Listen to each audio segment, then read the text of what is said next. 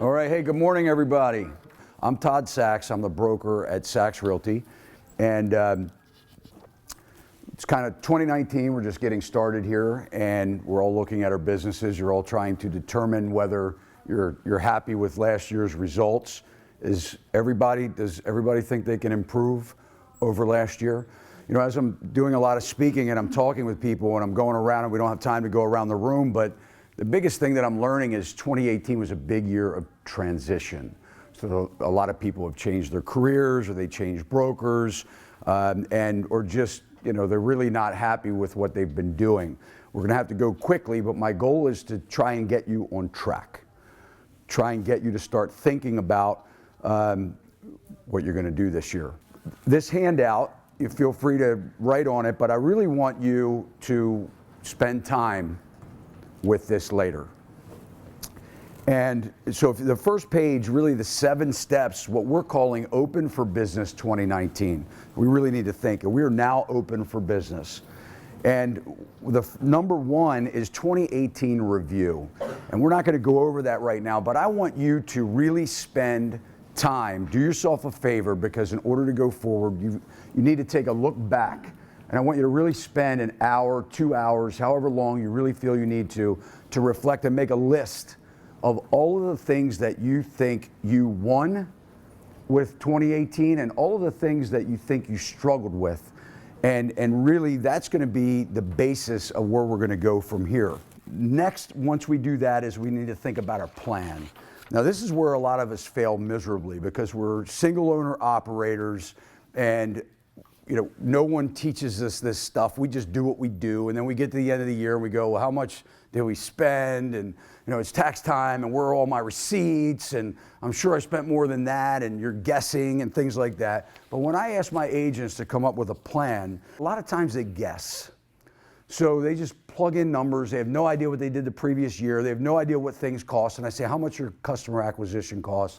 They don't know. You know, what do you spend on a listing? They don't know. They just kind of fly with it. I want you to be more on purpose. So 2 things that you need to start with is, how much money do you want to make this year, right? It sounds cliche. You need to know. How much is that figure? If you made $50,000 last year and you put $250,000 down this year, you're probably not going to get there, right? You're setting yourself up for failure. So be realistic about it. You know, in our business, in the real estate business, we can't just say, well, I'm going to sell 10 $450,000 houses. So the way that we do it is we say, how many transactions are you going to do this year? Because it's all going to balance out. And you know, if you're working an area, what that average is. So we're going to work with you to say, you know, or you should be working with how many transactions. You did 12, you need to do 18, whatever it is. So how do we get there? The next component is this expense section.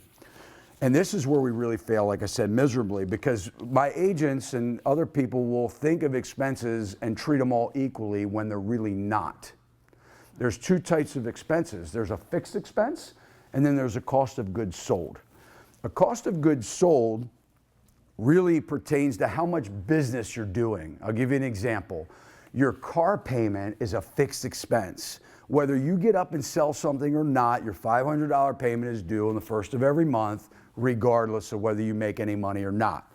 Your gas or your fuel expense will vary based on, in our business, on how many appointments you go on, how many sales you have, things like that, open houses. So when you're going through this, and we don't have time to do it, and I'm not an accountant, I'm not trying to be your accountant, but these are some things, at least in our industry, that you're either spending money on or you're not spending money on, and maybe you should be spending money on. So when you're going through that, just kind of flush it out, think about it, dive in a little bit. That's what we want to get this morning.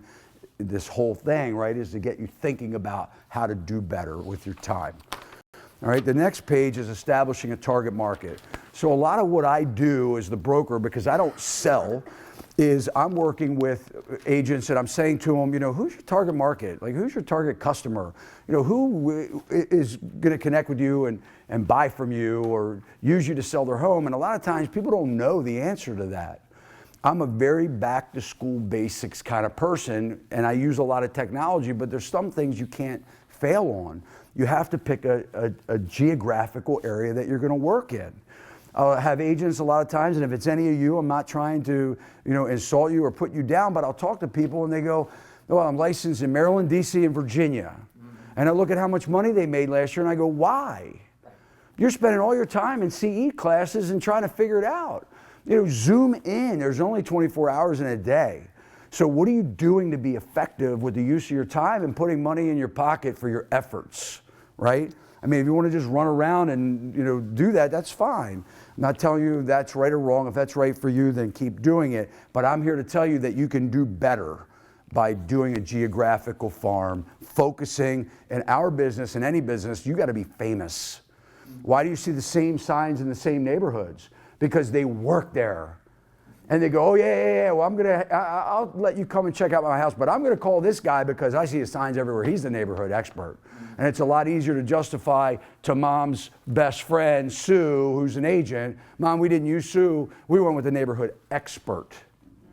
Right, so there's something good about being that. If you have a $150,000, $200,000 marketing budget, then good luck in 3 states.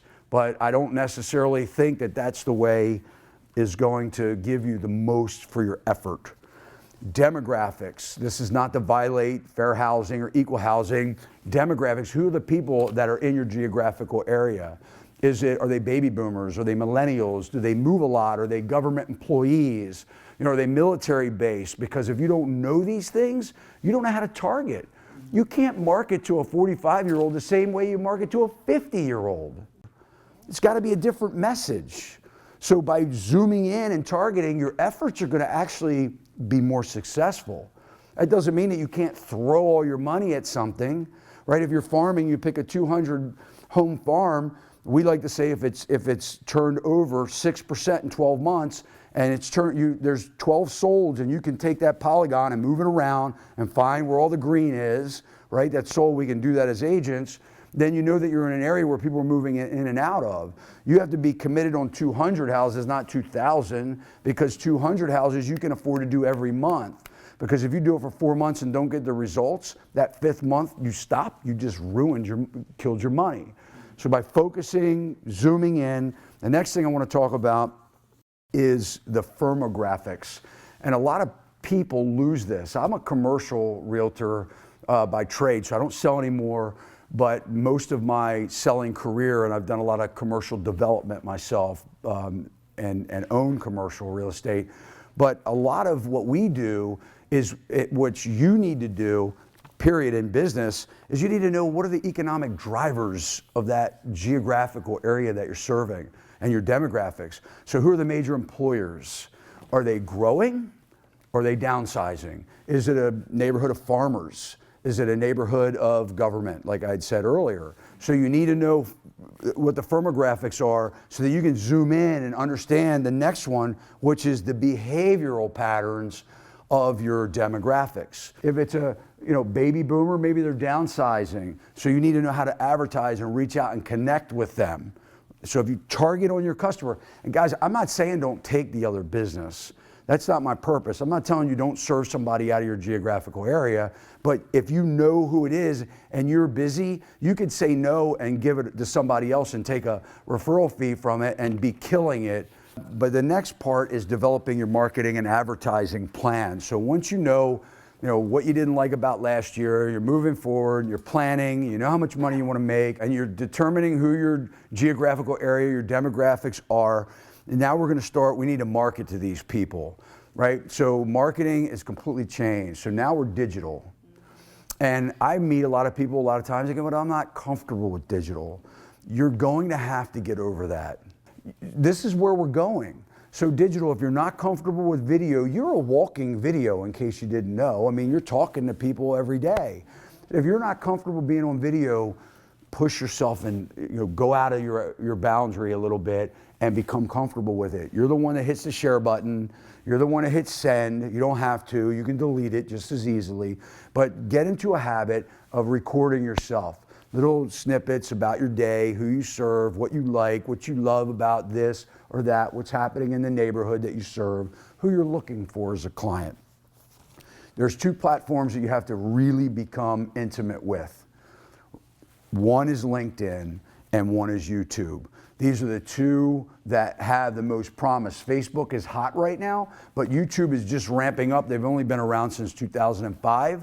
They're becoming the #1 search engine. How many times have you Googled or put on YouTube and gone to see how to change a faucet? But the biggest thing is that you need to start doing it, because what you're not realizing, or maybe you are, but maybe you're just being, a little bit more relaxed than you should be, is that in 5 years, it's going to be completely different. If you don't do it now, there's two businesses you need to run: the business you're in today and the business that you're going to be in 5 years from now. And with artificial intelligence and digital platforms, you will be out of business if you don't start doing it now. So if you plan on retiring in 5 years, then don't worry about it. If you're going to work beyond that 5-year mark, trust me, you heard it here, I'm telling you, you'll be out of business if you don't get up on this stuff, and we don't want that to happen. So become familiar with it. What we tell our agents and we believe in is that you need 2 other social media platforms. The first 2 are definites, the next 2 are what you like. So if you like Facebook and Instagram, do it. If you like Facebook and Pinterest, do it. If you like Snapchat, Instagram, do it. But pick 2, be religious to it, get familiar with it, know how and learn how to target your audience. Guys, it's so cheap. Right now we're running 9 ads on Facebook, right? We pick, people say, well, I want to do a $30 ad per month. That's ridiculous, right? We'll run an ad for $50 a day, but we never spend $50 a day. And if we did, we're getting so much results, it's worth it. But what happens is if you bump up the amount that you spend in that day, per day, it increases your exposure. And with Facebook, you can select that you don't want to be charged on impressions, you want to be charged on action. So you get all this exposure. So I'll look at our ad campaigns where it's $50 a day and I've spent $8. Or I spent $2.43.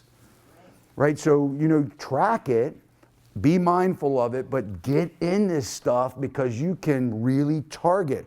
The next is daily plan implementation. The ones that don't plan during the day don't become successful, right? If you're getting up and the day is planning you, that's a problem. And I plan every day. So the night before, not right before I go to bed when it's my last exhausted efforts to think about what I need to do, but sometime before I hit that point, I sit down and go, what the heck did I do? What do I absolutely need to do? Because this is blown up, that's blown up, this is, I got to adjust because we all adjust. But the main thing is I can identify on the things that I have to get done when I plan. I'm not missing that call that I need to make, right?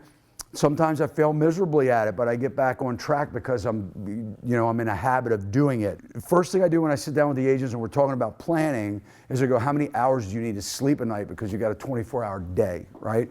So some people need 10 hours of sleep, or they're not thinking right. They're not charged, right? I can operate on 6 and 7 hours of sleep and I get up and I can kill it all day long and not get tired.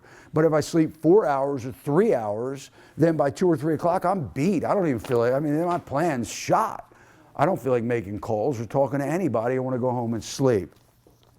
The other things, and what I'm proud of, is that I've been really trying to be conscious about my health.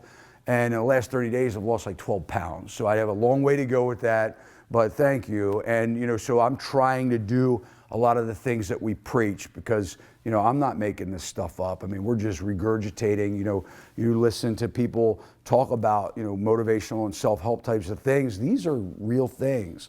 The reason why it keeps coming up is because it works. So if you get focused, sleep well, you exercise, you have good family time, you stay hydrated. Most importantly, work hard, smart, and have fun. Lastly, but not least, is that I want to talk about is as you're doing things and you're putting your efforts into making your career a better place to be for you so that you can make more money in less time, the most important thing that you can't forget about is tracking and adjusting. So the nice thing about the digital platforms that we have right now is that we can see if people are watching our videos for, if it's a 2-minute video, are they dumping, hitting the next button or the stop button 2 seconds into it, or 85% of them going all the way to the end. So you have these analytics at your fingertips now. Don't focus so much on likes and shares. Think about your own behaviors. If you go on YouTube, you'll absorb the content of a video, but you might not hit subscribe. So don't worry about, oh my gosh, I only have 130 subscribers or 3. Keep producing the content because they will search for it, they will see it, they will watch it. Look at your analytics. The biggest thing is callbacks. You know, I hear somebody say, well, you know, outbound calls doesn't work. It does work. Sales is a contact sport, right? If anybody's going through Brian Buffini, I mean, the one that hits first is the one that wins. You see sports athletes in football especially, you know, you get the guy that's running down the field and the guy that charges after him and tackles him. Who loses or is hurt mostly always is the guy that's getting hit, not the guy that's charging after him and bulldozing him. So, you know, you have to do sales. If you're not getting callbacks, think about your message. If people aren't answering your call, think about who you're calling. Right? Don't spend time calling the wrong people that don't want to take your call. Go on to the next one. Find your sweet spot, track it.